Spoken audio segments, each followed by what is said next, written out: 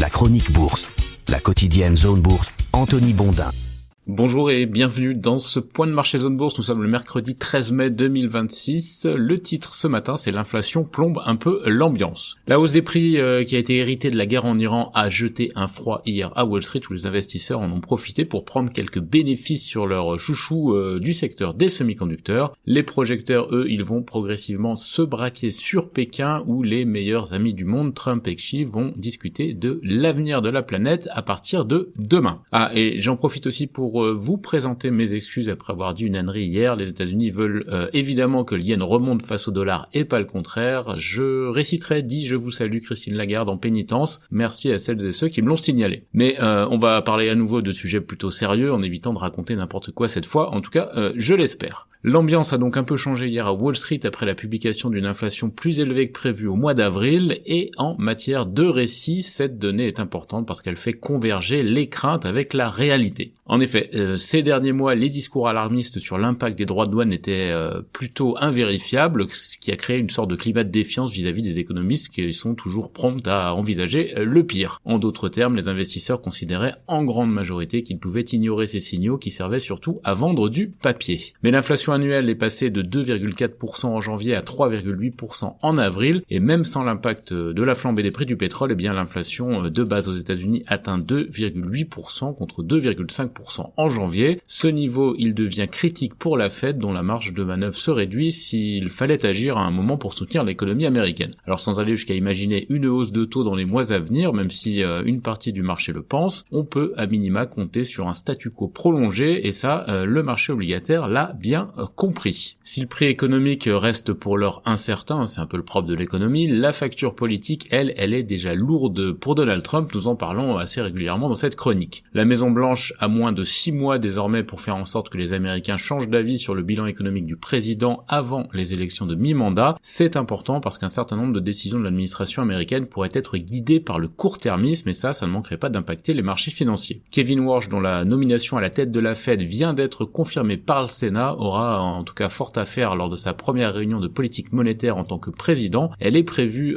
dans à peu près un mois, ce sera le 16 et le 17 juin prochain. J'en parlais au début, la publication de la stat sur l'inflation américaine a fait chuter Wall Street hier, mais les indices ont finalement réduit leurs pertes en fin de parcours. Le Dow Jones a même clôturé dans le vert, bien aidé par sa vieille garde. Il faut dire que le secteur de la santé, qui est l'un des grands perdants de ce début d'année 2026 en bourse, a été particulièrement en vue. Il a profité de l'éviction du commissaire de la FDA, Marty Makary, dont les décisions controversées avaient provoqué l'ire des laboratoires pharmaceutiques et d'une partie des Américains. Wall Street voit apparemment d'un bon œil que l'industrie du médicament soit encore suffisamment puissante pour défendre ses intérêts face aux politiques. En parallèle, les investisseurs ont procédé à quelques dégagements sur leur pari préféré de l'année, c'est-à-dire acheter frénétiquement tout ce qui touche de près ou de loin aux semi-conducteurs. Le Nasdaq 100 a ainsi reculé de 0,9%, dont 3% de baisse pour son compartiment des puces. Du côté de l'Europe, il fallait être suisse hier pour échapper au marasme ambiant. Le SMI tel le Dow Jones a pu s'appuyer sur sa vieille économie, en l'occurrence Novartis et Nestlé, pour grappiller 0,1%. Ailleurs, le bilan était nettement plus déprimant. À Paris, le CAC 40 a perdu 1%, scellant son retour sous la barre symbolique des 8000 points. Les valeurs IA locales, c'est-à-dire ST Microelectronics et Schneider, ont lourdement chuté en miroir des prises de profits américaines. Total Energy, par contre, a repris 1,8%, soutenu par le maintien d'un baril de Brent autour de 105 $. Côté Allemagne, le DAX a continué de s'éloigner des 25 000 points en chutant lourdement de 1,6%. L'indice allemand, comme son homologue parisien, affiche désormais un repli de 2% en 2026. Le vieux continent reste donc en première ligne face à la flambée des prix pétroliers, et c'est lui qui paye les pots cassés actuellement. Le point de situation quotidien sur l'Iran ne va pas apporter de grandes nouveautés. Américains et Iraniens sont toujours en désaccord sur les conditions d'une paix durable qui permettrait une réouverture du détroit d'Ormuz. De façon assez cocasse, Washington milite désormais pour un projet de résolution du Conseil de sécurité de l'ONU pour faire pression sur l'Iran pour relancer le trafic maritime dans le détroit. Le Moyen-Orient va momentanément céder donc le haut de l'affiche géopolitique au sommet entre Donald Trump et Xi Jinping à Pékin. Pékin. La Maison-Blanche aurait, aux dernières rumeurs, l'intention de donner la priorité aux discussions commerciales, mais bon, les spécialistes pensent quand même que l'Iran sera aussi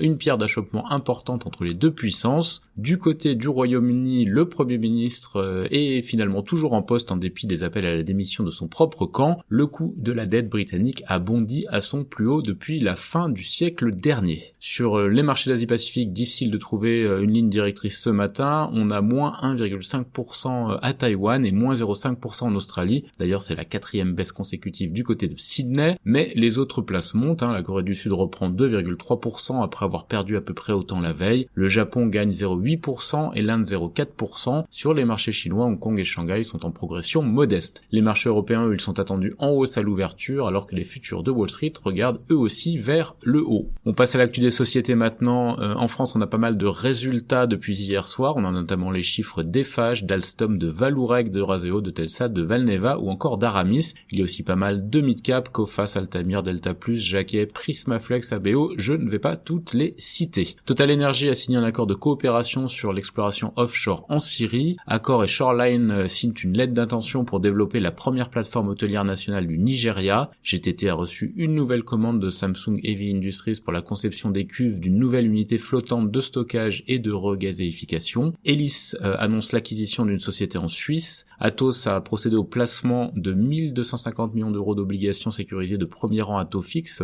taux de 8,125% quand même, et à taux variable à échéance 2031. Les amarres fiscales de Beneteau au Luxembourg seraient sous enquête fiscale selon Gotham City. Getlink rachète Bangers Custom Services aux Pays-Bas.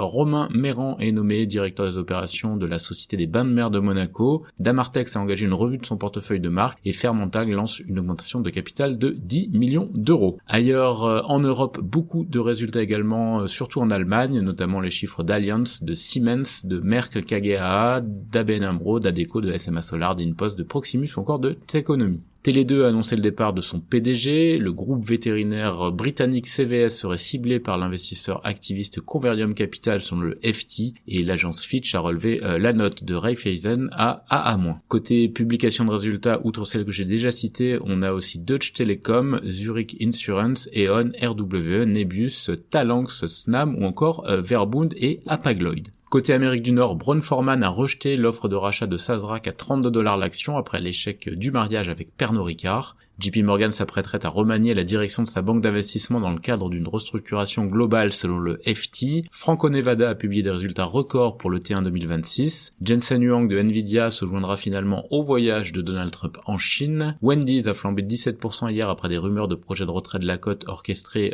par le fonds Trian Fund. Microsoft a généré plus du double de son investissement de 13 milliards de dollars dans OpenAI en revenus selon les informations de The Information justement, et toujours selon la publication tech américaine, Anthropic serait en négociation pour acheter Stainless, la start-up d'outils de développement utilisée par OpenAI et Google. Google qui serait pour sa part en pourparlers avec SpaceX pour lancer les centres de données orbitaux selon le Wall Street Journal. Sur l'agenda des publications en Amérique du Nord, Cisco, Robinhood et Manulife aujourd'hui. Ailleurs dans le monde, Samsung et son syndicat ont échoué à s'entendre sur un accord salarial d'envergure provoquant la chute du titre en bourse. Les usines nord-américaines de On High Precision ont été frappées par une cyberattaque mais elles seraient déjà à nouveau opérationnelles.